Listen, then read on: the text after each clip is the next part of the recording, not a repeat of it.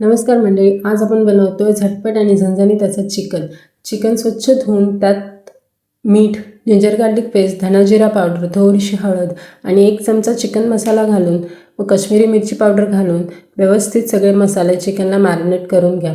त्याच्यानंतर कुकरला 1 शिट्टी देऊन एका साईडला एक कढई घेऊन त्यात तेल घालून मिरी, दालचिनी, लवंग आणि मसाला वेलची घालून खडा मसाल्याची फोडणी करून त्यात 4 ते 5 चिरलेले कांदे व थोडंसं मीठ घालून कांदा व्यवस्थित गोल्डन ब्राऊन होईपर्यंत भाजून घ्या। त्याच्यानंतर त्यात बारीक चिरलेला टोमॅटो व्यवस्थित मऊ होईपर्यंत शिजवून घ्या। त्यानंतर त्यात 1 चमचा आलं लसूण पेस्ट, काश्मीरी मिरची पावडर व चिकन मसाला घालून त्यात थोडासा चिकनचा स्टॉक घालून मसाले व्यवस्थित तेल सुटेपर्यंत फ्राय करून घ्या।